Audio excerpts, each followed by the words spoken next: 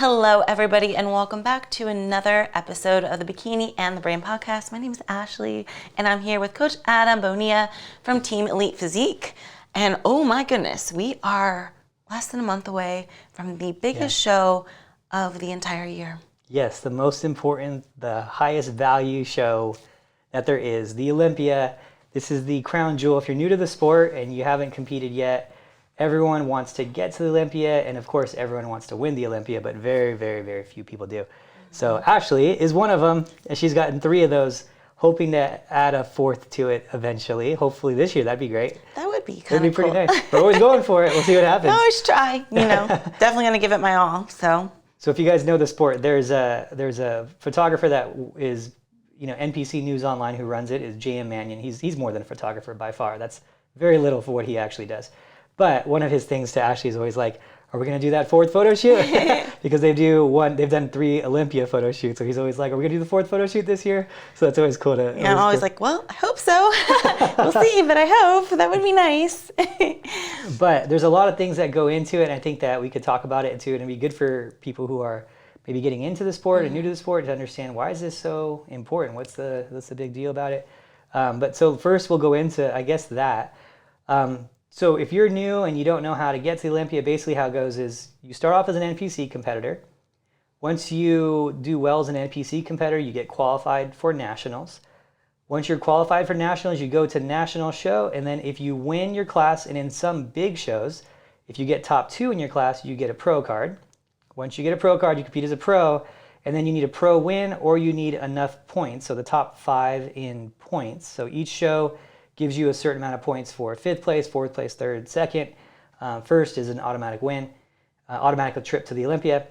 And if you get into the Olympia and then you win the Olympia, you're the Grand Master. And you're qualified for life. And you're qualified for the rest of your life. And you never have to worry about qualifying ever again. Yes. Now, last year, because they're changing the Olympia dates because of the whole COVID thing last year. So last year's in December. Now, I wonder what it's going to be next year. I wonder if they're going to go back to the eventual date, because it was like, it used to be in September. We lost 2 months this year. The calendar year from Olympia to Olympia was 10 months. Yeah, so it's kind of crazy to look at this year. It's a little bit different, a little bit shorter. So, and Bikini is October 9th, which is a Saturday, and it's all in one day, which is nice. We don't have to worry about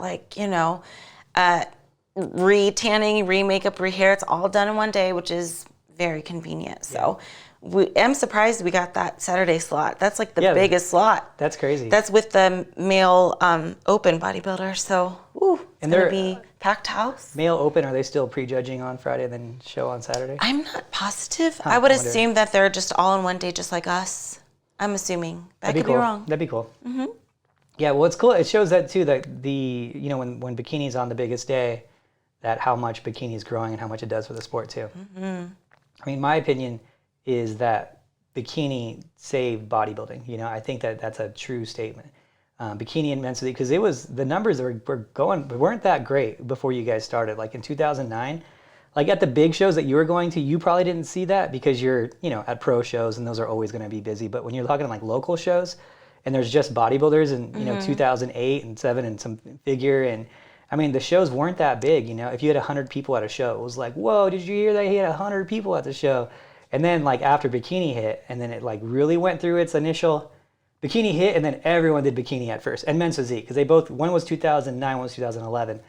And when those two hit, you were having 400 people at a show out of nowhere. It was crazy. We were like, this is nuts. And now it's, it went through its initial new sport, and then it, now it's down. You'll get, 250s or so, but it was crazy. So you could see like the resurgence of bodybuilding and fitness physique sports through Bikini and men's physique, but Bikini was always the biggest draw. So it's cool that you guys are getting those like more recognition. They're like, hey, let's do it on Saturday because we know people are going to be flying in on Friday. They can't get here. They can't take work off. So let's give it to Bikini and bodybuilding. So I would say you guys, I think it would go bodybuilding first, and then you guys are probably the next biggest audience. I'm pretty sure that that's the case. Yeah, maybe I would say probably men's open or men's classic. Men's classic, and I think men's physique probably as well might be a little more popular technically. But I think for like the women, like Bikini's holding it down for sure. Yeah, well, I think I was saying like in raw numbers, I wonder what that would look like, right? Bodybuilding. I'm Oh, you thinking, mean raw numbers as yeah, in... like how many people are flying in to see, Oh, right? I think yeah, no. I think still the men, they're Bodybuilding. the bodybuilding and then- classic. You think classic more than bikini, yeah. huh? Definitely. Huh. Look at social media numbers. Yeah. They are very telling. You can tell. Huh, But that's surprising, actually. You know, just by, I don't know, if you take a look at like YouTube channels that are specifically dedicated to like Classic and stuff. Yeah, exactly. Versus like bikini. But you know, I think it's still growing. It's definitely going to get even more traction as we go. I think, especially now since they've kind of figured it out for sure, and it's like the set standard for, you know, what they want. So yeah, it'll be interesting to see. Yeah, that is interesting to hear about. I would love to see those like breakdown of what percentage goes where, because I know that YouTube is primarily male dominant. Because I hear that from like Jordan Peterson's thing. So I wonder how much that goes into the thing too. That's a good point. Yeah, because I think he said like YouTube is like 65 or almost 70% men, and so that's why. So his audience is like 80% men. So he was like, oh, based on that, that's why I'm getting more men. And then he tried to figure it out. He's like, no, I'm getting women too, but it's just not on YouTube. So it's kind of a crazy thing too. Right. But yeah. So anyway, so going into the Bikini Olympia, a whole bunch is going on this year in Bikini Olympia. This is to me, this is probably the second most exciting year I've seen. The most exciting year I think was when you're coming off of a year off. That was really exciting. But it was exciting because we were part of that, and there were so many unknowns, and you won every show going into it, and we were like, I don't know what's going to happen. Like we have no idea. So there was like all this anticipation, and it was like, will Angelica repeat? Will it be this? It was like that was really fun too. But this year I guess it's not as like. It's more like nerve-wracking and like what's going to happen because there's so much going on. So much going on. Bikini is crazy, man. You always describe it as volatile. Like it's really anybody's game for real. So nuts. It's just like there's that fine line, like too lean, not lean enough, or too muscular, not muscular enough. So a lot of opinion and subjectivity goes into bikini more than any other division. Whereas, you know, bodybuilding's like, okay, the biggest, the leanest, the most symmetrical guy wins. Yeah. But in bikini, there are so many factors and opinions too. Yeah. Like, what is too lean? Because there's no like set, like, it's not like they're there measuring our body fat percentage or anything like that, you know? So it's, you know, some room for opinion. Keeps it exciting. Yeah, I don't think this year there's any way Ramy loses this year in bodybuilding. I don't see it happening. He'd have to really mess up his prep. The thing is, there's no one like his size that can, in bodybuilding, there's no one like his size that is at his level yet, you know? And if he's the standard, there's no one that's like a mass monster that's like there. Like the only one would have been, gosh, I'm forgetting it. Rolly would have been like the only guy that's like as big as him, but then he's been off this whole year. And I don't even know if he's even qualified in the Olympia there now. But yeah, he was the only one that was like close to his size, and so he's just going to dwarf everyone. I think that's good unless he really messes up his conditioning. I don't see any way he loses, to be honest. I mean, it can happen. He doesn't seem to be the most consistent, but who knows? Yeah, I think hopefully now he's got it nailed. I mean, we were waiting for him to come in shape for years, and he's now last year he finally came in shape, and everyone was like, "This is what we're waiting for. He's going to finally win." And then like it was pretty obvious. And now that he's like the standard, like who's as big as him, who's as freaky as him? I don't see any way any beats him, but we'll see. He has to nail his prep again. But in bikini, where it's so crazy is, so as you guys know, so the current champion, Janet, she is not doing the Olympia. Number 3 last year, which was Etala, she is not doing the Olympia. And number 4, Angelica, she is having a baby. So we have the 1, 3, and 4 spots are gone. And then you have the number 2 spot, Jennifer, who you would just by based on numbers, you'd be like, oh, well, number 1's not there, number 3 and number 4 is not there. Should be so easy for number 2 to just take that spot. So easy. But then she goes into the Tampa Pro, and then she gets 4th place at the Tampa Pro, right? Or 3rd place at the Tampa Pro. And so we're like, wait a minute, this was supposed to be just, everyone was like, she was supposed to just take the spot because there's only 1, 3, and 4 gone. And it's like, nope, that's not how bikini works. And she even got beat by someone who wasn't even in the top 10 at the Olympia last year. So it really shows you like, hey, it's anyone's game, because it went, and then Issa, who got 6th last year, ended up winning the show that Jennifer got third in, which you would, so it was like all this craziness is happening right now all at the same time. There's open spots available. Like, who's going to take them? There's no idea. There's no like real raw contender for who can get it back. You have two Miss Olympias going back to try to get the title, you and Issa. You have two girls who got second place, Laura Lee and Jennifer. You got Daraja, who just beat Jennifer. I mean, you have like all this craziness. And then we were talking a little bit before this podcast, is that there was no like breakout star this year when there usually is some type of breakout star. So there's no known front runner out of the rookies that are coming in too, to be like, oh, this girl's the one, you better watch out for her, because no rookies have more than one win this year. Actually, there's only 3 people that have 2 wins this year or more. Ashley has the most. You have 7 pro wins, which is awesome. Mm-hmm. And then last weekend, Laura Lee and Francesca got their second win, which actually knocked out Brina out of the show, which is crazy because Brina's been in the Olympia. She was top 10 last year. Brina was top 10. So you have number 1, number 3, number 4, and what did Brina finish? I don't know. I'm not certain. Let's say, and one of the other top 10. So you have 4 of the top 10. Mm-hmm. 40% of the top 10 are gone. It's crazy. So there's going to be a lot of new names, a lot of new faces coming into the show. It's going to be a nutty. It's going to be a nutty year. That first call out is going to be so different. It's going to be so different, Like, it's good. I don't even know who's going to be all in it. It's going to be crazy. I'm nervous already. It's really, when they mix up that much, it's going to be really strange. Right? I mean, I always say this, like, the Olympia, out of all the shows, I will say it's more nerve-wracking, obviously, but it's more like business, if that makes sense.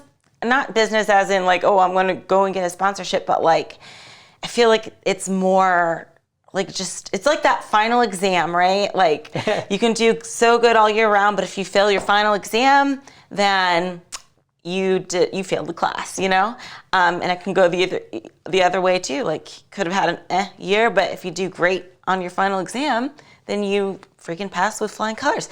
So I feel like that's kind of how I look at it. It's like the final exam, because it's like the stamp on the year. Like, even if I had a great year previously, if I don't do well here, it feels like, oh, I didn't have a good year then, because it's just like what people remember, Yeah. I don't fully agree with that, but I do get what you're saying. There's a lot of pressure on that. A lot of pressure. Sure. Yeah. The most pressure of any show. That's the hardest, I think, the thing to get past for anyone who's doing that show is always the pressure. That big stage is a big stage. Yeah. And all eyes are on you. So, how you know what? That'd be a good question for a lot of people, because a lot of people deal with that pressure, even if it's not the Olympia, just going into the show period, like their first show. Like, how do you? I mean, no matter how experienced you are, that show is always going to be a mind, like, mess with your mind. It's just so big, How do you, like, what's your best tips for that, getting past the? Well, I would say first off, like, leading up to the show, don't start comparing yourself to other people. Like, don't even, if it bothers you, don't even go on Instagram to look at your competition. I don't do that at all, like, because I mean, it can be very deceiving, but it can also play with your mind too.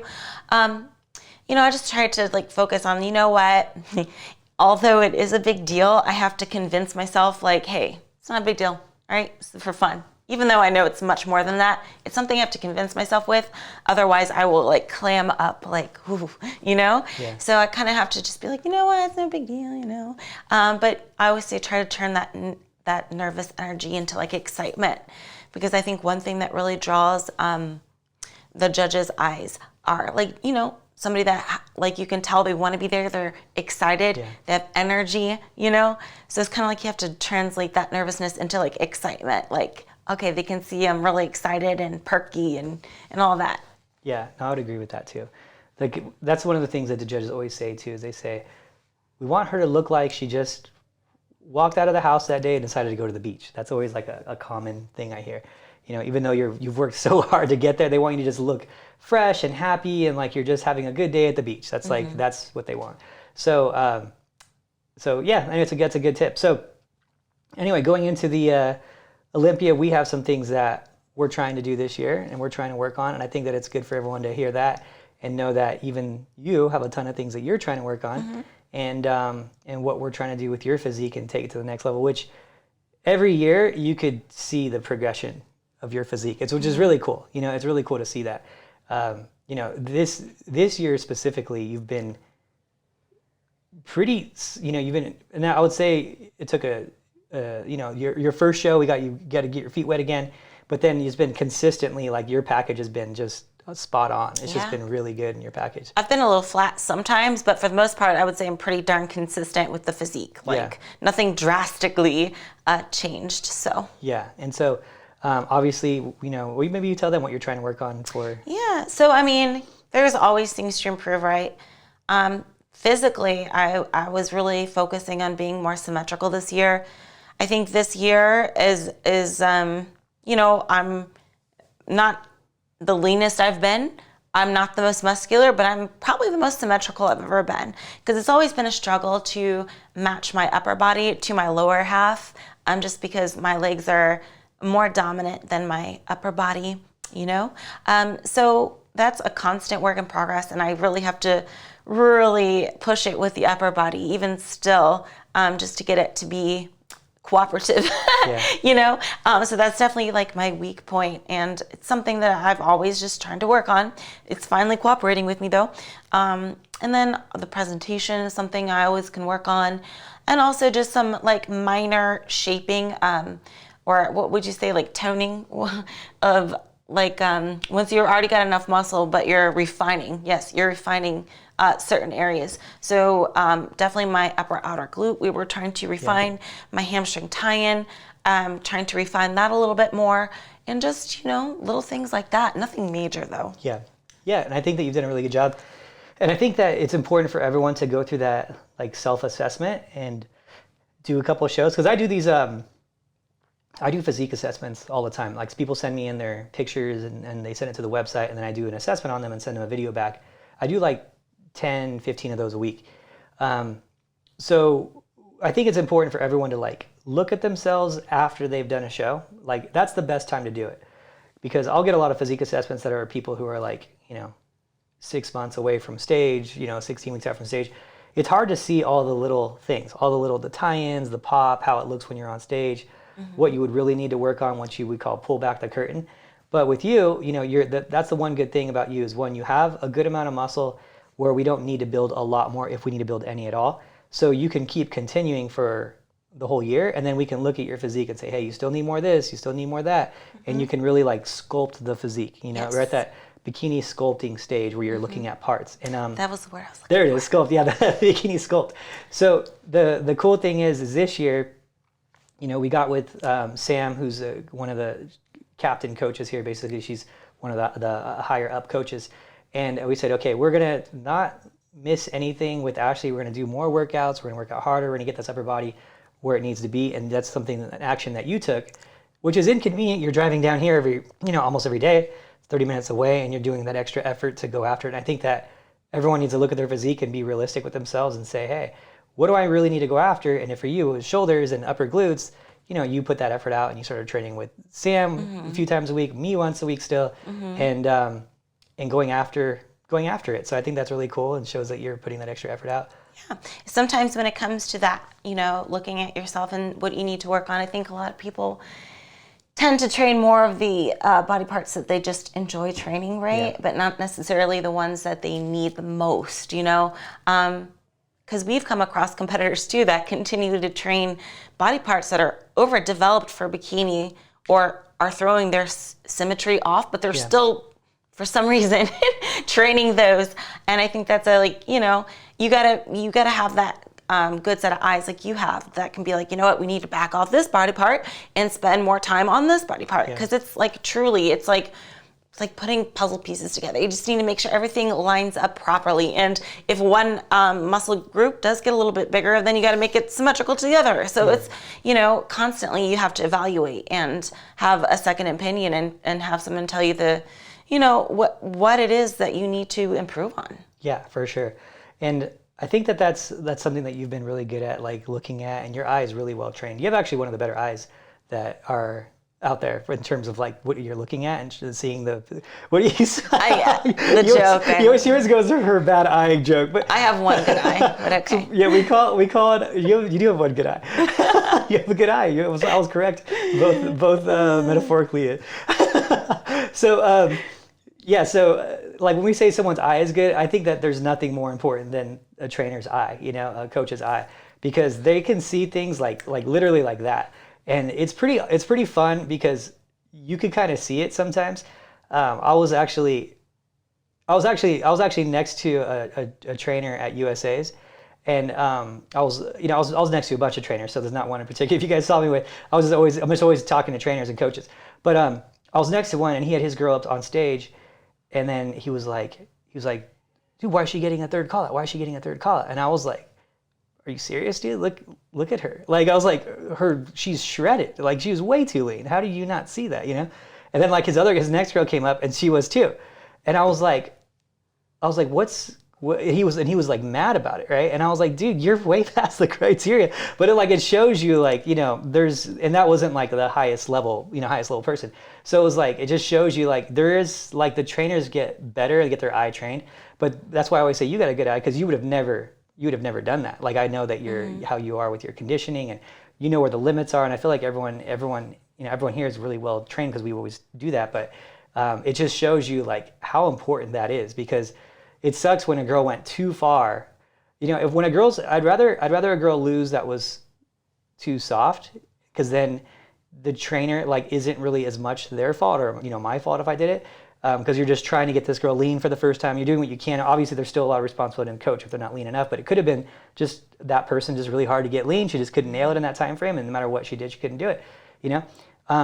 But if you get someone too lean, that's solely on the coach. Like, that's like, no, your fault. You should have stopped that. Like, that's your fault. And so that's where I'm like, oh, I never want to get him too lean. Like, it sucks, And I've done it. Everyone's done it. But so it just shows you like how important that is, and how important it is to like meet with the right people and to get those assessments, because it takes years to get your eye trained right, and like years and years to get your eye trained right. What makes me mad is that every year that I coach, I still find that I'm getting better with my eye, and I'm like, gosh, why wasn't I that good last year? And like those things, it's like constant, and you always feel like the more you get better at this, the more you feel like you don't know, because you're always discovering things, and you're like, gosh, I thought I had this by now. Like, it's been 20 years.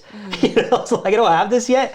So it's like you keep like learning and learning and learning. And you probably do too as an athlete, like every year too. And it always evolves and changes, and you're like, so kind of cool with that stuff. But as far as the Olympia coming up, anything that you want to talk about with it in particular? Yeah, I think, we should definitely, we touched on the training part, but a lot of people are very interested in the diet. And, well, first off, let me add on to the training part, because cardio, we got to talk about that. This year I've just been like maintaining, basically this whole time, which for me, that works out a lot better for me. I just found it to be a lot easier, to kind of just maintain throughout, and keeping within like maybe a few pound range of stage. Because I've been competing since like April? Beginning of April? So I've been pretty lean since then. And for, like we mentioned, once you get to that point of like, okay, you have enough muscle, it's not like you need to take a lot of time off to correct it, maybe some refining and some sculpting, but that's not like a big drastic, off season. You don't need a big off season for that. So I found for me that, just kind of maintaining works the best for not only like my physique, but also my mindset too. It keeps me motivated. Because I feel like sometimes if I wait too long in between shows, it feels like it's not upcoming. Does that make sense? It's not like a thing. Whereas like if I'm always kind of ready or competing, it's like, okay, this is a real thing. Like I'm in the zone. I don't want to fall out of the zone. The zone is a great place to be. So with that being said, I haven't done like extreme amounts of cardio throughout this year. Once I was lean enough, I was lean enough. And, I still do some Orange Theories here and there for my cardio. And, I still do some jogging and some step mill. I'm actually going to run a 5K race this weekend. Yeah, Sam told me about that. Yeah, it's going to be fun. So, that was, for me, wasn't too intense of cardio session. Like there's some people that have to go hour. You know, it's not like I had to do anything like that. And then same thing for the diet too. Since I kind of maintained since April, my calories haven't been extremely low since then, you know? I've just, you know, to maintain for me, like I said, is a lot easier than to just fall in and out of prep, you know? So with the diet, I don't even think we've really been below like 1,300, or, you know, I would say on average maybe 14. But we haven't really been like dipping below that. So I would say that's pretty good. Yeah. As far as, and I think that, you know, it's been really cool this year. I mean, with you in particular, I think that you set a lot of trends in the sport, and I don't think you really realize that you do, but you really do. And I think that it's always been good trends, which I really like about that. Mm-hmm. You know, when you first started bikini, like you were the first like big name like that really crossed over into mainstream like social and stuff, and like everyone else was just so bodybuilding based, you know. And you were like the one that was like fun, and this could be great and fun, and you had, you know, you were doing skits and other things like that and getting different social, and you were like the first like social media, like kind of this first social media star that was also doing, you know, competitions, and it brought a lot of people to the sport. You know, for a couple of years, all you saw was green suits on stage, you know, that was all you know, which is really cool. And so it brought a lot of people to the sport when you know, because it was kind of known, but it wasn't like exploding like, you know, like it did when you were winning. And like it was like all of a sudden you came on the scene, you won the Olympia, you're in all this social, you're doing all this fun stuff. Everyone's like, this is fun, this is cool, right? And so it really brought a different crowd to the sport, and the sport owes you a gratitude for that. And then this year and the last year too, after you took your year off, you've been competing more than, you know, the typical competitor, even when it came with some backlash, you know. But which is cool, is it showed a lot of people. I think that actually what's funny is in the end, I think the backlash helped everything. Oh, it helped me for sure. Yeah, it helped with motivation for you. Yeah. But what it helped with a lot was like all the people who were like whining about you competing a lot, which just Ashley's not part of this, but I think that's pathetic, by the way. Anyway, yeah, it's so pathetic. It is.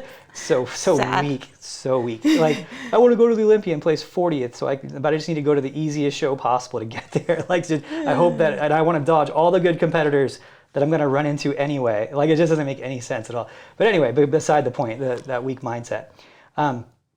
When it comes to you competing so often and creating all those eyes on you, it made it very apparent that you can do it, you know. And for a few years, no one was doing it. They were just doing the Arnold and then the Olympia, and then they're just like, and then everyone was like, I just can't do it. I just can't stay lean all year. I can't. And I'm like, you haven't even tried. Yeah. Like, you haven't even tried once.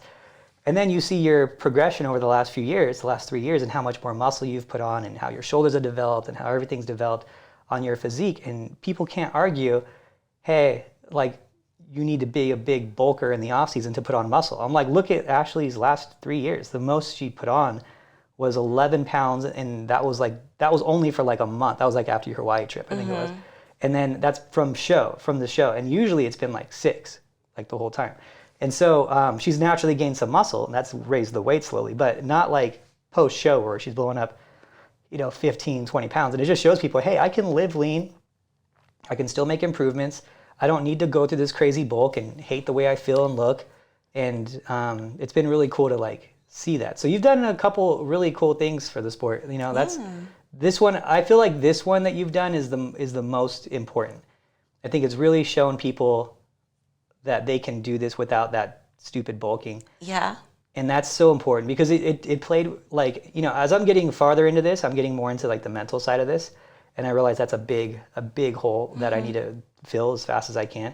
So I'm really spending a lot of time on the mental side of it. But that's the biggest things I always got from women was in their off season, a lot of them just didn't like the way they looked. They just weren't happy, you know? And I'm like, and it never made sense to me. I'm like, hey, look, you're not even competing in the Olympia like a regular girl. I'm like, you're not competing in the Olympia. You're just doing local shows. Like, why are you looking good only once a year for, you know, a few weeks? Yeah. When you work out so intensely and it's like your biggest thing that you do. Like, for people who are listening to this podcast, I would say 70% of them, like competing and fitness is the thing they're most dedicated to, like in their life. That's not like a husband or something like that. That's because that's like, what else is it? Like, they wake up, they're eating a certain way, they're working out 6 days a week, they're really putting a lot of time and effort into this. It's their passion. And then you look good for 3 weeks a year. And the rest of the time you're just like bulking because you're like, you don't like the way you look. You don't want to get in a swimsuit. Like, that's not how you should live. Yeah. That's not how you should live at all. You should live like you work really hard. You should be fit all year, confident all year. You've earned it. Like, find a way to make that your greatest joy too, not just, and because I think what it does too, the bulking, it turns the fitness into not being the joy, which it usually was when it first started, was their joy, and then it turns into like kind of their task and their job. Yes. Yep. So I'm really happy that you've done this. Yeah. Because I'm like, I want to show people, just like, when you mentioned before, trying to make it fun, show people that this is fun. It can be enjoyable. It's not miserable. I also want to show, hey, what is this nonsense about like bulking in the off season? If you're bikini, and we're specifically speaking bikini, this is okay to maintain all year round. Okay. I know there's maybe some people that can't handle it for whatever reason. But I want to show people that most of us can do this, right? And a lot of it is the mindset, not allowing yourself to give in to these ideas that you can have whatever you want in the off season, or you deserve to eat a huge buffet afterwards and then feel sick. Like, for me, I get more joy like from competing and doing my best and meeting my goals rather than food. Like I've mentioned before, I'm not so much a foodie, but I think I've trained my taste buds. Like, hey, I know how to cook food to taste good for me, and I'm not like out there craving like nachos and cheese. You know what I mean? Like, to me, that sounds gross. So I've learned to cook my food in a certain way and enjoy it and every part of the process. But I want to show that you can maintain pretty close to stage all year round. And honestly, I wasn't even sure my body would hold up throughout the year. Yeah. This is the first time I've competed more this year than I ever have, and I'm not even done yet. Yeah. I've competed 10 times. Previously, it was 8 shows was my previous record, and that was like in 2013 or 14, I want to say. So I've already got 10, and I got more planned. Yeah. So you can do it. You have to stay mentally strong, though. You have to be dedicated. You have to be like passionate and motivated. You know what I mean? But it's not easy, but you can definitely do it. And if you love what you do, it's not so much of a task. Yeah, and I think that's what it boils down to. It's just you love what you do. And it was, because it's funny because you look at this and it's like, and this isn't gonna sound right at first, but like technically this is you competing is your job, right? Mm-hmm. And any job can turn into a crappy job. It can turn into that, like when you go to work and if you don't like it. But I was talking to, who was I talking to? Or I think it was a Jordan Peterson thing. I know it was talking about people who like want to retire, like so bad they want to retire. And but the people he was like, well, the people who want to retire are people who probably don't like their job that much. Like, they don't want to go into work even today. So why would they want to go forever? But someone like you who loves your job, technically, right?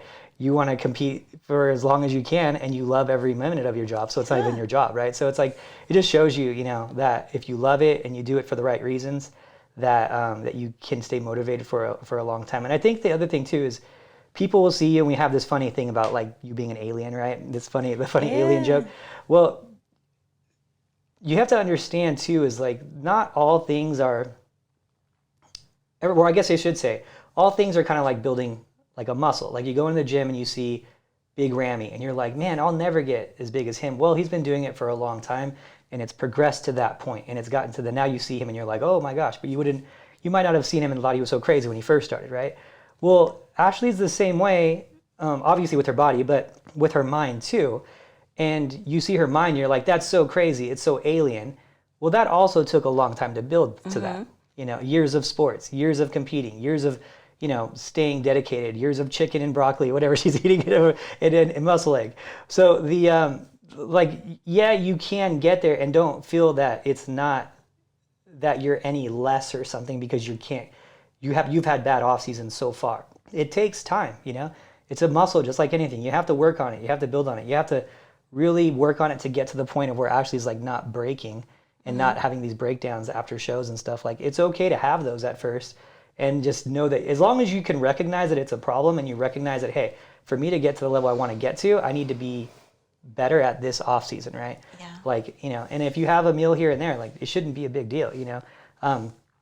It's the people that are gaining, you know, 20, 30 pounds, you know, and I have a lot of successful off season clients, and then I only have, you know, I only take on 40 people myself. So I do, you know, 10 check-ins a day, 4 days a week. And I would say even I will have a few a year that just can't do the off season. But the ones I do have that stick to it stay lean all year, and they love it. Yeah, they're just like, I don't even want to not check in to get my off season because I want to just make improvements all year. Yeah. And those are the ones that you see progress.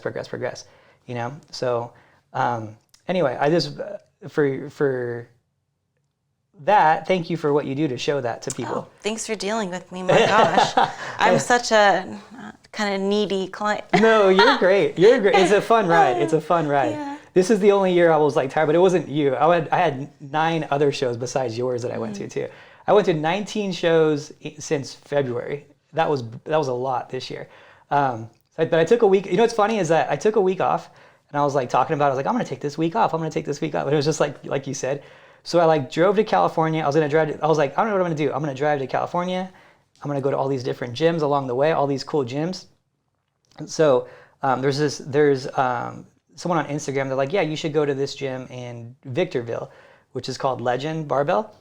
And I was like, I never heard of this, you know, like it's in Victorville. I've never even been to Victorville, but it was on the way to San Diego, like on the way. I was going to go there and then go to all the cool gyms all the way down. And I went to this Legends place, and I only planned on staying for one day. And it was like the most badass gym. Like, it was so awesome. It was like 50,000 square feet, just badass gym. Like, if you're ever going through California, stop by there. That place is awesome. And I ended up staying there for like, I think I stayed there for 3 days. Like the third day I just worked out, and then I left, went back. And I was like, I came back home, and I was like, I can't not do this. Like, I don't hate it. So like, it's not work to me. I was like, it's not work to you. And like, me not doing it was worse than me doing it. Like, I felt worse. So I just came home, and what I did say is like, I'm not going to come into the prep center, but I will like do my work or whatever at home. So yeah, you're right. I wasn't able to take the whole week off. But well, you know, sometimes it's good to realize that too. Yeah. You know, really, it just, you did deserve some time off. Yeah, it was a hard year. It was with all the building and all that. I just never took any time off. Yeah. But it rejuvenated me for sure. I was like so excited to be here because you know what's funny is like, I've done this for a long time, and I put myself in a decent spot. So like, if I wanted to, I could pretty much just cruise and like, you know, kind of be like semi-retired. But I was like, that after going through that, I was like, that's miserable. Who would want to do that? Like, I was like, that would not want to. That was cool for like a day, like a day and a half, and I was like, okay, I've worked out twice. I've done everything I need to do. I went shopping. Like, what do you do? You know, I was just like, I was literally like, what do you do? Yeah. Like, what do these guys who are retired do? Like, do I take up golf? I don't even like it. What am I going to do? Like, I was so bored. And I was like, okay, this is done. This is absolutely done. You're very much a busybody. Like, you can't sit still and just relax. You have to always be doing something. It was, yeah. And so, yeah, it was a very much an eye-opening experience to take that off. Because I was like, retiring is just not for me. This is never going to be for me. But it's cool because you're the same way. You know, you're always being busy, you're always moving. And now I think that you going into the Olympia this year, this has been like, it's just how many shows you've done and how much you've stayed lean. It's just been like a cruise, you know, just cruising. Yeah. It was like not a question if you're going to if you're going to be lean enough for your conditioning like 8 weeks out, you know, because we already know. The last 2 weeks is always hard to figure out that perfect conditioning. But going into it, you're like, no, she's been lean. 8 weeks ago, she was lean. 12 weeks ago, she was lean. Yeah. Like, it's not going to be hard to nail conditioning. It's just a matter of, you know, perfecting it. But getting there is already there, you know? So it's kind of nice to have that on you, too. Yeah, it's easier for my mindset, too. Like, you know, I think sometimes it's like that extra stress of like, oh my gosh, am I going to be lean enough? It can definitely weigh you down, and that becomes like the focus of like your prep, you know? If you had a bad off season and you got a lot of weight to lose, I mean, I've had bad off seasons before, and what happens is when I start prepping, my biggest focus and biggest concern is get lean, get lean, get lean, where I should be focusing on things like, oh, gotta grow my shoulders. But priority, the getting lean part takes priority. So then I focus on cardio and I wear myself out and I don't have the energy to do an awesome shoulder workout. So I think for me, just staying consistent works best for me. And this is good to know even for next year. So I can compete a lot more next year too. But yeah, gosh, I got like at least 5 shows left this year. So yeah, that's crazy. Yeah, it's a lot. It's pretty cool. I mean, you said yours was 8, right? Previously was 8 shows in like 2014. I wonder what the actual record. I know that Chris Cormier said that he did 10 shows one year as a bodybuilder. There's been bikini girls that's done like 14 and stuff. Oh yeah. Oh, there was one girl I know that did 19. That's right. Oh darn. Was it? Can't break that one. I'm pretty sure. Was it Alessia? 16. 16. I thought she said 16. Okay. I could be wrong. You might be able to beat that then. That's cool. No. There's no way to really see, but I just like to challenge myself anyway. I kind of had a motto this year, like be fearless and do all the crazy things. Like do show to show, do 2 shows in one weekend, do shows overseas. I'm going overseas to compete. Like do all the crazy stuff. I want to challenge myself. Like a new challenge keeps things exciting, you know? I think especially when I go to Europe, that's going to be challenging. It's going to be hard. Traveling with food. Time zone differences, like flights that are like 12 hours long. Like, yeah, it's going to be tough, but I'm down for the challenge. I just want to see if I can do it. Yeah. And see how it turns out. And I'm going to be like training alone, not with you. I know, that's sad. That's sad. It really is. I really want to go to that too. That would have been fun to go to that. Oh well. Okay, a couple of things we'll go over too. We already kind of went over your diet and your training. What is different this year versus last year? That's a good question. Oh. Yeah. Well, for me personally, it's the amount of shows I've done. Yeah. I think is the biggest difference. I think I got a better mindset because of it. I got a little more confidence this year. Yeah.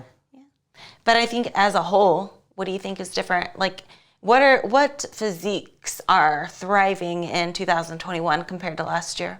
Well, you know what? They have You've said like you saw a lot of very full physiques. Fullness has been a trend the last couple of years for sure. A couple years back, like maybe looking at like 3 years back, the girls weren't as full. They were definitely erring on the side of being a little leaner instead of erring on the side of being a little fuller. Be it a small margin, but you could see that the girls were more. And I talked to a couple coaches about this, like bigger than he's like, yeah, he's like, we weren't as worried about having them as full. Like if they came in just a little bit flat and a little bit on the, you would want to say skinny, but you know what I mean, the smaller side because they weren't full. He's like, that was okay, But now it's like that's not an option. You'll err on the side of fullness versus the side of conditioning. Yeah. So that's something that I think I kind of struggle with, I would say, because I feel like I am a competitor that looks better leaner. Yeah. I think like for me, when I get a little softer, I don't pop as much. Yeah. But the goal is to get fuller, but not necessarily softer. So that's like the line you got to walk. It's hard. So I think for me, it's like I always get a little afraid when I have to fill out because I'm like, I don't want to lose my conditioning because I don't know. I'm definitely like a better athlete when I look more conditioned. I'm probably more so than the other girls, I would say. But yeah, so that's something still that I'm just like, Yeah, the balance of the two is difficult. Yeah. When you have a girl that is like that you can't just fill and spill, There's a thing I call fill and spill, which is basically when you have a girl she looks good when she's softer, and there's like she has it's okay if she's a little soft. It's not a big deal, albeit a little soft, not crazy soft. But sometimes some judges like a girl to be just a little bit softer. Some girls they just favor that way. That girl, you get her, pretty lean, and then you just fill her out. Just keep going, And if she spills over, it's like that's okay. It's no big deal. Or you can get someone crazy shredded. This is a little bit riskier because then you risk losing muscle, especially someone who that can flatten out, easily. Ashley can't flatten out easily, but if she does a lot of shows in a row, then her body gets like depleted looking. Yeah, it gets tired looking, right? Yeah. And so that's the only thing you really got to be careful with her. And then if you fill her just a little bit too much, she does soften up a good amount, like a decent amount. So it's like it is more tricky. So you can't get her shredded lean, because that would take so long to do, and then she'd be like depleted, and then you're just kind of guessing if the fill and spill will work for her. So you have to like so it's like a different thing. You can't like keep her crazy lean, but she has to stay lean, and then you have to fill modestly. We have a pretty set schedule now on the filling, which seems to be working pretty well, and it's a good balance of everything. So, but everyone has their own way. But yeah, I would say it's just the fullness is there, the balance is there. The upper body matters a lot. And before it was definitely a glute and belly. They call it butt and belly show. There's like you got a good butt, you got a good flat stomach. Like that's pretty much what you needed. Way back in the day. But yeah, that's so true. I had no shoulders when I won the Olympia in 2013, 14, 15. My shoulders were so small, but it wasn't really something they were particularly looking for because it was just like you said, abs, glutes. Yep. Butt and bellies. Yeah, and the talent pool wasn't as deep as it is now, obviously, too. So that made a big difference. But now that we have all these amazing athletes coming in from overseas, all over the world, it's crazy. It makes it super difficult because we have because like when I first started to win the Olympias, like it was probably like 90% USA athletes. And now I want to say it's like 50% USA athletes, 50% international. So with that, as our sport grows and it gets in more countries all over the world, it becomes so much tougher. Each and every year it gets tougher and tougher because that talent pool gets deeper and deeper. Yeah. So, with that, they're really looking at every body part. So you can't get away with not having shoulders. Yeah. And I think that's pretty much it. And in terms of like the bikini criteria changing it all, it's been, more about balance, fullness, conditioning. Everything else still matters. Your beauty flow, hair, makeup, tan, all that. And yeah, I think that's pretty much it when it comes to like the changes this year. It's been consistent in the last couple of years. So posing small, like little tiny things change in the posing again as usual, which I'm sure will happen again next year. But yeah, it's good. But I think we have the cool thing about doing so many shows is we have a really good base going into this is like what just happened, what's the current trend of whatever, because we've done shows like, all the time. So it's been nice to like stay. We learned a lot. Oh yeah. The more shows you do, the more you learn, so this is the highest learning year for sure. Especially when you don't win, then you're forced to learn and adapt. So it's kind of like one of those tough love scenarios when you don't win. It's like, well, all right, well, good to know this before the Olympia, I guess, so I can fix it or correct it or do something better. So it's better to find out in a smaller show than the biggest show of the year. Yeah. So I'm glad I competed that much. Yeah, and Ashley's too. What's really cool about Ashley, she's very studious. She's, even last Saturday, we have posing here on Saturdays at the prep center. And even Ashley was just posing like one of the regular girls. Yes. It always freaks out the girls that they're posing next to you, which is really funny. They will tell me after or before, not when you're next to them. They're was like, I love when she's next to me, but I hate it because it makes me realize I have so far to go. Oh. They're like these girls, but when she's a few weeks out from the Arnold, you guys don't worry. It's so funny, but they're they love it. And then she just poses like a regular person and is getting her reps in and is studious, and then we can see her next to people and change things around, and it's really cool. We have so many tools at our disposal now, which is really cool. So I guess with that, any final thoughts going into? Final thoughts. Well, we'll see what happens, I guess. Yeah. I guess my final thought. Like I said, it's like the final exam of the year. Hopefully I'm not too nervous backstage before I go on. But train to win, but if you don't win, if you try your best and you gave it your all, then you got to be happy with that. So I hope I do well this year, obviously. It's super important, but yeah, can't overthink it, I guess.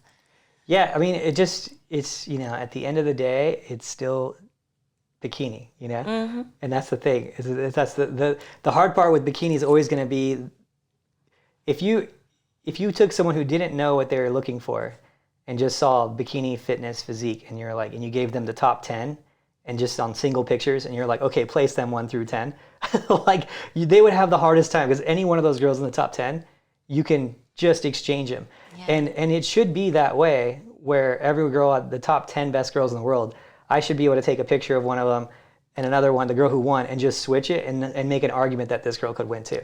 Because you're talking the top 10 physiques that have a limiting factor of how lean they can get, of how muscular they can get. Yep. So it's like, it's one of those things. It's a crazy division. It really is. Because it's a crazy division because of the limiting factors, Keeps you on the edge of your seat. Yeah.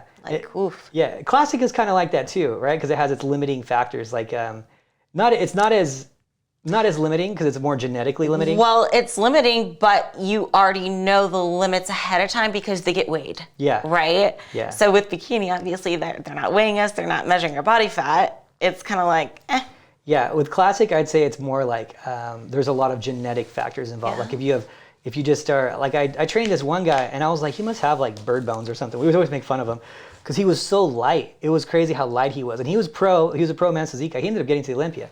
And he would like on the Olympia stage weighed like 164, 5'9" as a men's physique guy. I'm like, dude, that's crazy. how tall was he? 5'9". Oh, sorry. Yeah, 5'9", 164. So yeah, it's okay. But like that's so light, and he was jacked, right? So like a guy like him, he can put on 30 more pounds in the classic physique division, but there's some guys who just naturally just seem like they weigh more without as much muscle. So you have those limiting factors, but it's almost like genetically like blessed class of like how much you weigh and your bone structure. If you have smaller bones, obviously you weigh less, like things like that. And with bikini, it's like just you can't get a certain amount of body fat below, you can't get a certain amount of muscle. So everyone kind of starts meeting in the middle, and it comes down to presentation and then structure and layouts and waistlines and all these different little things. But there's like, it's a crazy class, man. It really is. Yeah. So I'm excited for it, but it's a nerve-wracking one too. I just have fun with them now, I think. Yeah. I just have fun there because it's like, that's how you got to do it. Well, it's out of your control. It's like I always say, with this sport, it's like you can only control yourself, basically. You can't control who shows up or how it's judged. So at the end of the day, just give your best. That's all you can do. Yeah, and you've trained me well with that too, because like you always have a really good mindset, and that like helps with like my mindset too of like, it's still bikini, like it's still whatever happens. Like it's always been like, and some people hate that about us, that we always do that too. They're like, you guys should be like, no, I'm gonna win it. And Listen, if I had that mindset and I was expecting to win every show, I would not be able to do 10 shows. I would do like 2 shows a year because it sucks the fun out of it. Because when you don't win, it's true. You get disappointed. And if you do win, it's like, well, I expected that. Yeah. So I like my mindset. That way it's like when I do win, it's a surprise. It's like exciting.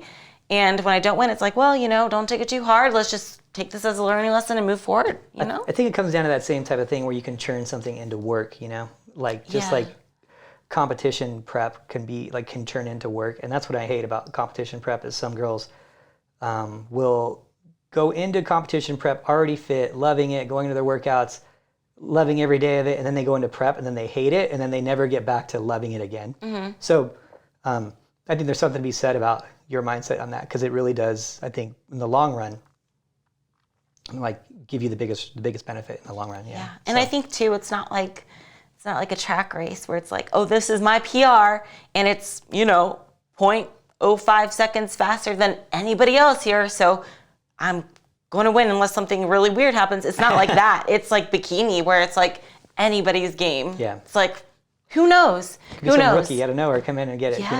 Yes, just like I did in 2013. Yeah, it happens. No one knew who I was in 2013.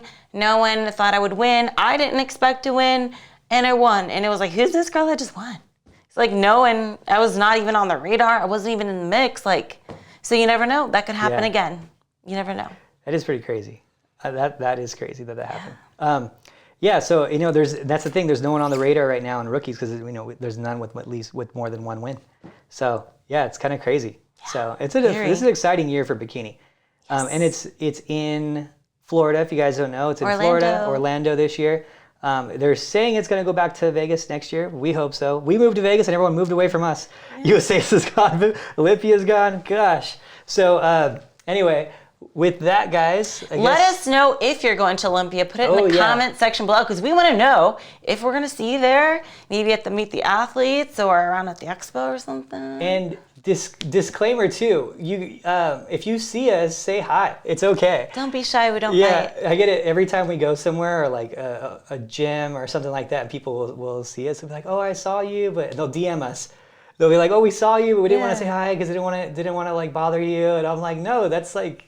It's a highlight of our day, you know, like, well, at least of mine, I want to speak for you, but like, you get it a lot more than I do. So yeah, I could see it being sometimes, at least before, that would be a little tiring, except for you. But I think as long as it's like the appropriate time, like if I'm just walking out of the bathroom stall, I don't want to be like, hey, it's selfie. I'm like, oh gosh, I just flushed. You do, there's a but few, no, I get super flattered for real. Yeah, there's a few times where I was like, this is probably a lot for her. Like when we were in overseas, when it was like, Japan and you were like swarmed, and Korea you were swarmed too. That was crazy. Those Asian countries, they like love you over there. And I love the Asian countries. It was like I was like, oh, I'm with Justin Bieber right now. Like the crowds were just nuts. So that was a fun experience to see though. But anyway, guys, thank you so much. We hope to see you there in just a few weeks away. Talk to you later. Bye.